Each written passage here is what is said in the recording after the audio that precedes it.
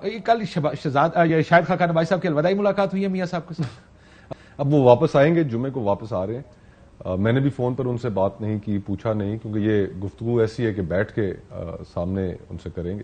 وہ واپس آ جائیں گے. انہوں نے جو باہر نکل کے جو سٹیٹمنٹ دی وہ سٹیٹمنٹ سب کے سامنے ہے. اس کے اندر الوداعی لگ رہا ہے، اب لگ رہا ہے نا میرے خیال سے جب وہ واپس آ جائیں تو تب اس کے اوپر گفتگو کرنا بہتر. میری خبر تو یہی تھی پہلے سے کہ وہ کہہ رہے تھے میرا 35 سال کا تعلق ہے، میں جاؤں گا، ظاہر ہے ان سے اجازت لے کر ان سے راستے جدا ہوں گے. ہو گئے راستے جدا؟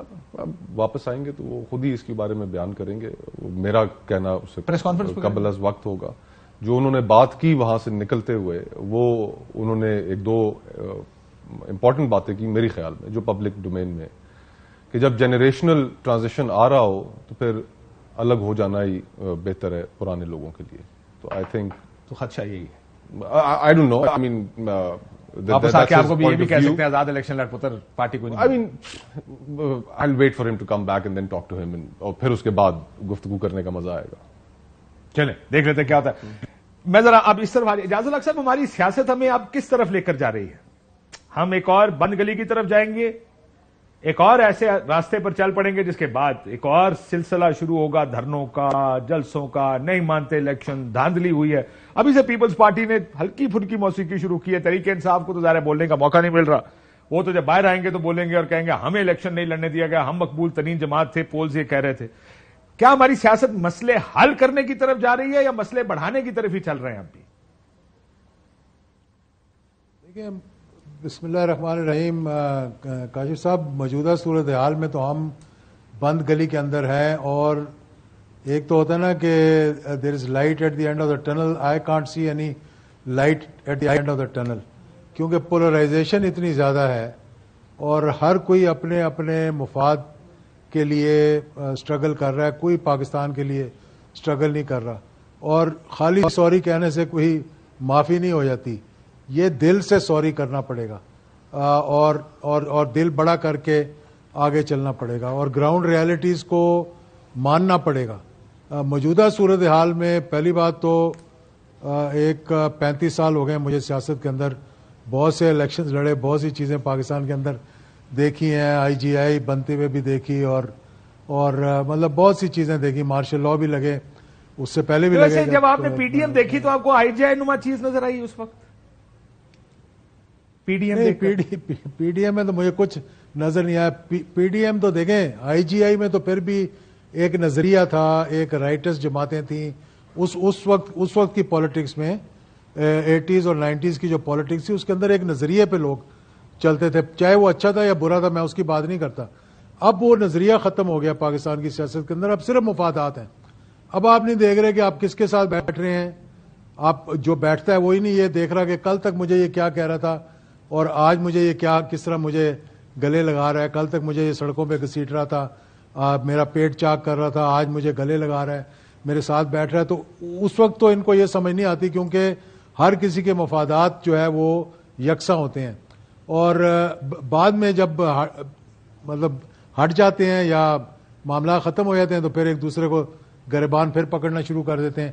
اور اسی بات میں مجھے افسوس ہوتا ہے کہ بات اس وقت کرنی چاہیے جب انسان جو ہے اقتدار کے اندر ہو یا اپنی پوزیشن پر بیٹھا ہو.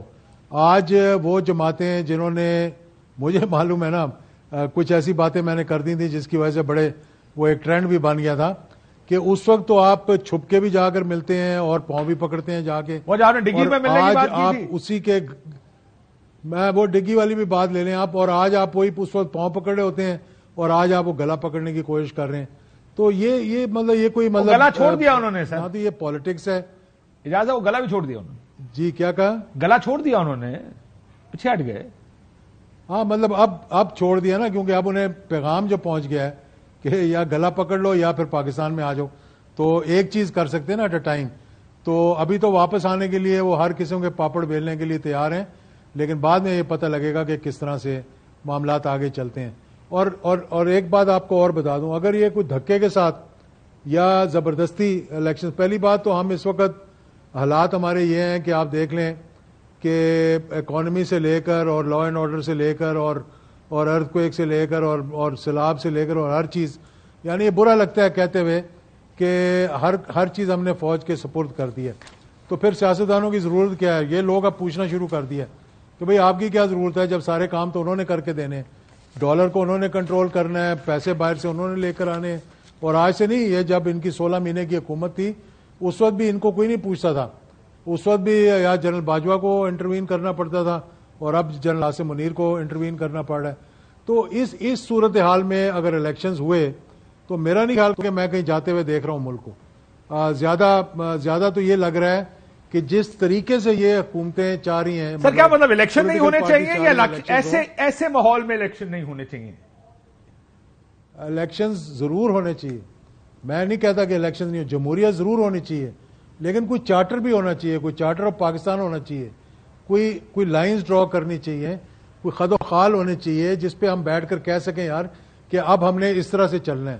اب یہ تو نہیں ہو سکتا کہ ایک جماعت جو ہے وہ اس کو اب مطلب ہتکڑی لگا دیں اور دوسرے کو کہیں جی آؤ تمہیں اقتدار میں بٹھا دیں گے. لوگ اس بات کو تسلیم نہیں کریں گے. اور سر سیاسی جماعتیں تو کر رہی ہیں نا تسلیم اس بات کو. اصل مسئلہ یہ ہے ہمارے ملک کا کہ جب سیاسی جماعتیں لڑیاں ڈالتی ہیں کہ چلو ساڈا مخالف بند کر دیتا, انہوں تھڑی لا چھڈی, انہوں سزا دے دیتی ہے, وہ ہاتھ پیر بن کے جیل پاتا ہے, so they are happy with this. بلکہ ان کو تو گرفتاری, سر ان کو گرفتاری پلس ملی ہے. ایک میاں صاحب کے کیس میں تو گرفتاری تھی اور کچھ سیٹوں کے اوپر کچھ کہا گیا تھا, لوگوں کو توڑا گیا تھا. یہاں تو زبردستی ماندار کو کہتے ہیں کہ الیکشن نہیں لڑنے دینا کسی کو. اب تو لوگ غائب ہو جاتے ہیں پاکستان میں. چار وہ آپ کے دوست بھی غائب ہیں شیخ رشید صاحب. میں اس پہ کمنٹ نہیں کرتا کیونکہ وہ کیسز عدالتوں میں, بندے عدالتوں میں نہیں ہے نا سر, نہ جیلوں میں ہے. میں نہیں, وہ تو میں کہہ رہا ہوں, میں مطلب وہ بات کر رہا ہوں. لیکن میں آپ کو ایک پریڈکشن کر دیتا ہوں کہ اس موجودہ صورتحال میں جو بھی جماعت آ جائے وہ ملک کو نہیں چلا سکتی.